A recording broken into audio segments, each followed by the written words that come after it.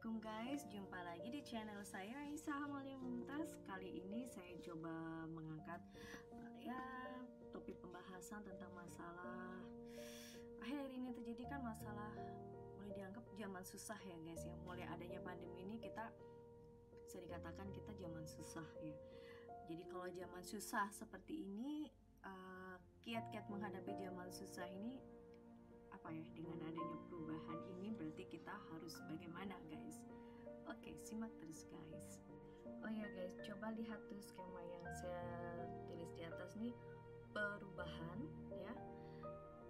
Ada perubahan, jadi dari perubahan tuh ada tantangan dan peluang. Jadi dia bukan semata-mata ancaman dan keresahan. Jadi apa sih sebetulnya maksudnya? Kalau kita lihat adanya kondisi saat ini kan kondisi zaman susah ya guys, yang tadinya kita ada pekerjaan, kemudian ada yang kehilangan pekerjaan, ada yang sudah di zona nyaman, selalu mendapat salary every month, tiap bulan dia selalu mendapat gaji, kemudian adanya perubahan pandemi, kehilangan itu semua. Jadi dengan adanya perubahan itu, apa yang harus dilakukan? Apakah kita harus sedih? Apakah kita harus bermurung dan kita harus terpuruk dan jatuh? Of course not ya guys. Atau kita nggak akan seperti itulah. Pasti kita akan cari solusi dan memutar otak bagaimana caranya terus supaya kita bisa bertahan untuk hidup. Pasti semua akan seperti itu ya guys. Setuju nggak sih? Ya kayaknya setuju deh ya. Oke, dengan adanya perubahan ini berarti kan ada tantangan, berarti kita harus melihat bahwa dengan adanya perubahan apa yang harus kita lakukan. Kita tidak diam stagnan dong guys, tapi dengan adanya perubahan ini itu merupakan suatu tantangan bagi kita, bagaimana kita bisa keluar dari problematika ini, bagaimana kita harus bisa bertahan untuk hidup, fight, bagaimana kan guys ya. Meskipun itu kita mengalami naik turun gitu, pasti akan mengalami suatu kesulitan dan kesusahan, itu pasti akan terjadi. Semua akan mengalami seperti itu adanya pandemi, meskipun orang yang sudah kaya sekalipun atau mungkin yang masih masih biasa-biasa juga lah, pasti semua akan mengalami adanya suatu perubahan itu untuk awal-awal pasti, dan sekarang pun masih ada terasa imbasnya guys ya. Jadi kita melihat itu sebagai suatu tantangan dan peluang guys. Jadi kalau kita sudah di mindset kita seperti itu, berarti ya insya Allah kita ada rasa supaya untuk mengurangi rasa stres di dalam diri kita gitu, untuk menangani problema kita, masalah-masalah yang ada. Jadi adanya perubahan itu tidak jadi bukan semata-mata ancaman dan keresahan ya guys. Jadi nggak hanya semata itu, jadi kita harus keluar dari masalah itu. Kalau kita lihat bahwa sebenarnya ya guys ya, adanya suatu perubahan ya, atau anggaplah suatu manajemen perubahan, atau setiap kali ada perubahan pasti akan timbul pasti akan timbul resisten ya, penolakan di sana. Di dalam itu terjadilah chaos, keributan-keributan, kerumitan-kerumitan dan keruwetan. Ya itu yang selalu kita hadapi, memang yang kita hadapi problema yang terjadi guys. Dan kita lihat juga di sini guys, kita harus menentukan arah, ada goal setting. Kalau kita lihat anak panah itu mengenai busurnya, jadi harus ada goal setting ya. Maka dalam isi gambaran saya sebelumnya kan ada tentang saya memainkan anak panah itu, panahan. Jadi itu kita melatih rasa fokus, jadi kita menuju goal setting kita. Lihat saya kalian di atas ini guys. Sebenarnya guys ya, kalau kita lihat bahwa setiap orang itu terlahir sebagai pangeran atau putri, sebagai king or queen ya, atau sebagai king dan princess gitu ya guys ya. Jadi kalau kita terlahir seperti itu, tapi lingkunganlah yang menjadikan kita sebagai katak ya, sebagai kodok. Lingkunganlah yang membuat kita seperti itu. Jadi yang menentukan ada salah satunya juga lingkungan yang menentukan, yang membuat kita menjadi apa gitu. Jadi kita mau, apakah kita mau menjadi princess, kita mau menjadi queen, kita mau jadi king, atau bagaimana, ataukah vice versa sebaliknya. Oke guys, saya juga ingin menyampaikan bahwa sebetulnya apa sih sebetulnya karakteristik dari pemenang itu guys. Kita kan pasti ingin menjadi seorang winner ya, menjadi seorang pemenang. Karakteristiknya apa sih guys dalam menghadapi perubahan ini? Kalau kita bisa keluar dari kemelut problematika kesusahan ini, kita ingin keluar sebagai pemenang, I'm a winner, kita menjadi sebagai pemenang, karakteristiknya apa sih sebetulnya? Salah satunya adalah self confidence, kita percaya diri ya. Kemudian apalagi nih? Kita berani menerima kekurangan dan kesalahan, guys. Jadi kita berani menerima kekurangan dan kesalahan gitu. Kita akui kalau memang kita ada kekurangan dan kesalahan, dan bagaimana cara kita untuk merecovery atau memperbaikinya begitu, guys. Kemudian kita positive thinking, kita berpikir positif. Insya Allah kalau kita selalu mencoba untuk positive thinking, berpikir positif, kalau dalam Islam kita namanya husnudan ya, kita berprasangka baik, kita berprasangka baik, berpikir positif kepada Tuhan, kepada Allah Subhanahu wa taala, maupun kita kepada sesama kita. Insya Allah itu akan membantu, guys. Meskipun kita mungkin merasa ada sesuatu yang lain, tetapi tetap kita berusaha untuk positive thinking gitu. Oke. Kemudian kita objektif ya. Selain itu kita terbuka terhadap perubahan, guys. Jadi kita open aja terhadap adanya perubahan ini. Kalau kita tidak bisa menerima perubahan, berarti kita akan sulit untuk hidup gitu ya. Kita terus berusaha try terus, guys. Always like that. Kemudian kita memanfaatkan peluang yang ada. Apa yang ada yang bisa kita lakukan? So just do it, guys. Oke. Kemudian kita proaktif dan dinamis. Salah satunya kita menjadi pribadi dinamis untuk menuju kita sebagai pemenang ini, guys. Kemudian kita mengaktualisasikan potensi. Jadi kalian punya potensi apa, bakat apa, coba kita kembangkan itu. Mungkin selama ini yang terpendam dan sebagainya, yang tadinya tidak bisa bicara, pemalu, akhirnya lama-lama bisa bicara juga.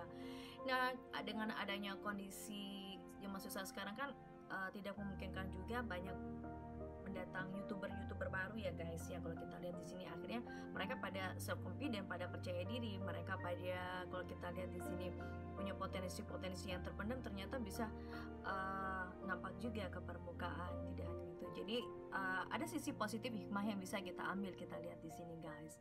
Kemudian apalagi tuh karakteristik pemenangnya adalah kita mencoba untuk menghargai orang lain gitu, guys ya. Karena memang nobody's perfect, tidak ada manusia yang sempurna, kita mencoba untuk menghargai. Dan kita pun sama sebaliknya demikian. Kemudian karakteristik yang terakhir adalah karakteristik ciri orang yang sebagai pemenang adalah dia terpercaya dan bertanggung jawab. Jadi orang yang bisa dipercaya dan bertanggung jawab, trust and responsibility, mempunyai rasa tanggung jawab. Ya seperti itulah, guys. Coba Stephen Covey dia mengatakan juga untuk menjadi pemenang dalam hidup, guys ya, itu ada 2 kemenangan yang harus diraih manusia.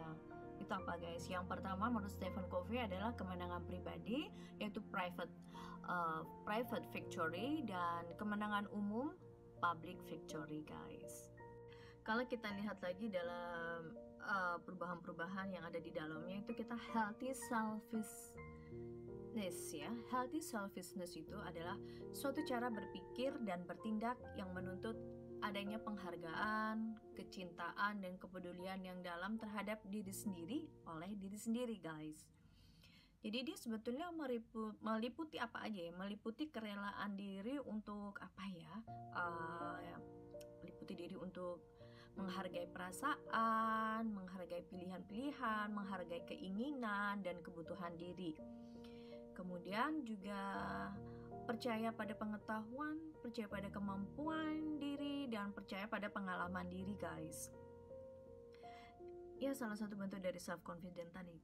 Kemudian kita menerima kelemahan dan ketidaksempurnaan diri.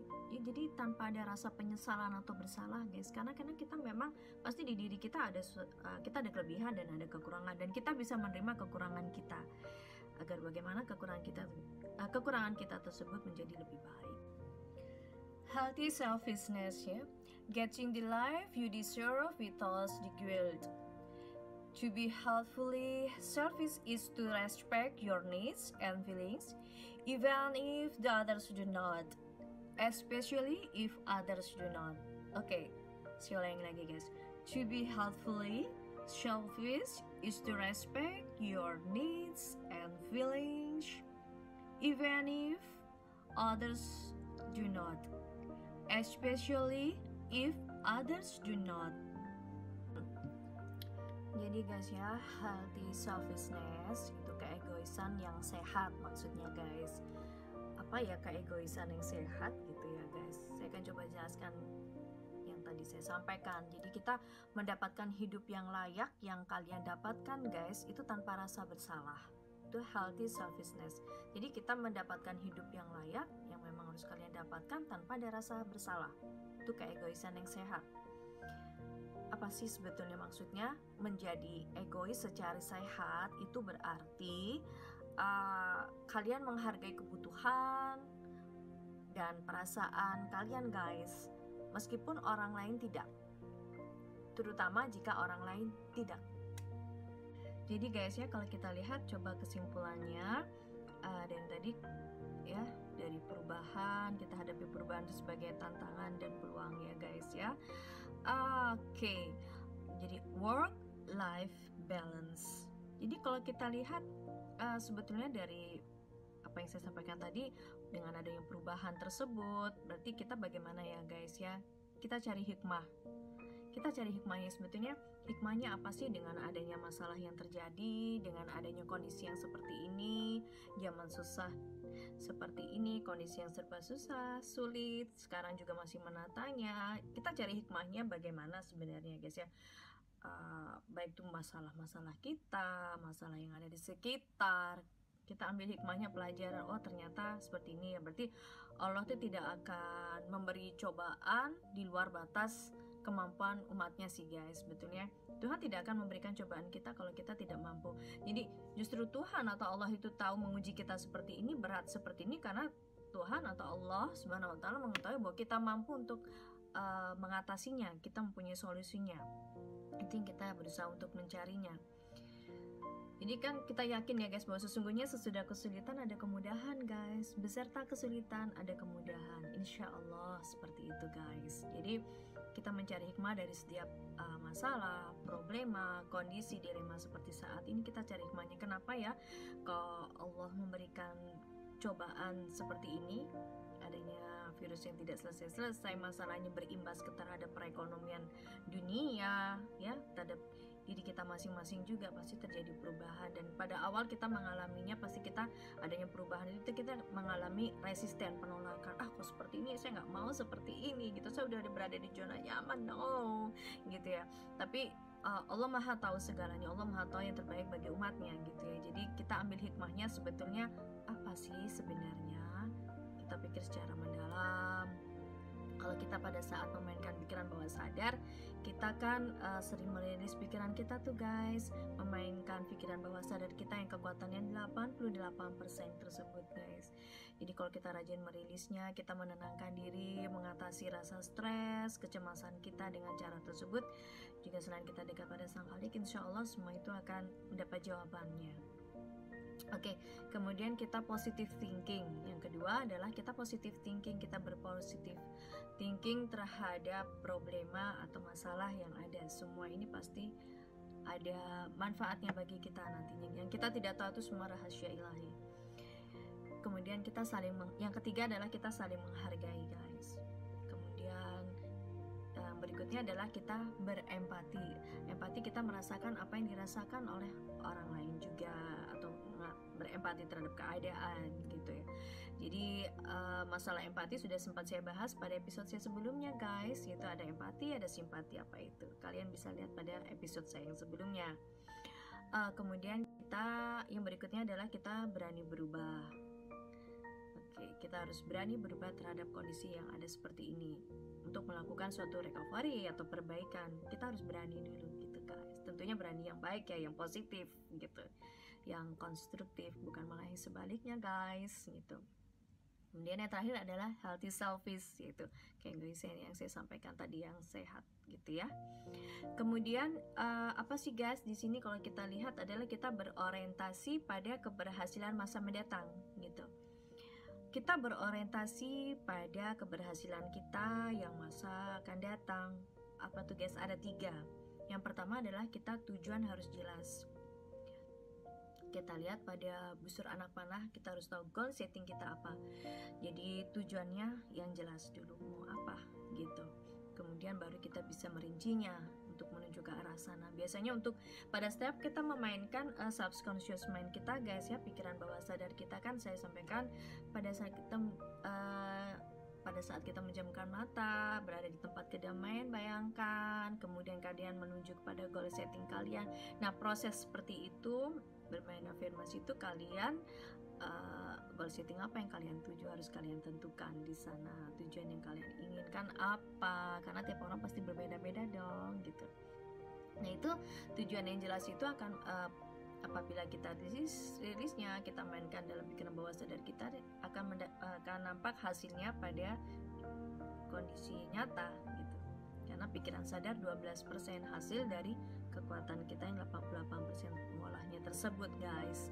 Jadi yang pertama tadi untuk berorientasi pada keberhasilan yang masa mendatang pertama adalah tujuan yang jelas, goal setting kita apa. Kemudian yang kedua adalah bersemangat guys. Kita always selalu kita harus bersemangat apapun itu. Seterpuruk-puruk apapun kita, sesusah-susah apapun kita guys, sesedih-sedih apapun kita harus tetap bersemangat. Kita harus punya rasa need of achievement gitu ya gitu. Jadi salah satunya seperti itu, kita tetap selalu bersemangat, insya Allah akan mendapatkan hasil yang baik yang kita inginkan. Kemudian yang terakhir apa guys? Yang terakhir adalah terbuka untuk perubahan. Kita selalu always open terhadap perubahan-perubahan yang ada. Itu akan membuat kita menjadi dinamis terhadap perubahan. Kita selalu dinamis dan bisa menjadi winner, pemenang, dan insya Allah berhasil. Oke guys, saya rasa apa yang saya sampaikan tentang masalah perubahan ini kiat menghadapi zaman susah seperti ini, kondisi susah seperti ini ya guys. Kita menghadapi perubahan, kiat-kiatnya apa dan apa saja, insya Allah ini akan bermanfaat dan membantu kalian. Oke guys, salam Jumat berkah, sukses and good luck. Waalaikumsalam warahmatullahi wabarakatuh. See you again.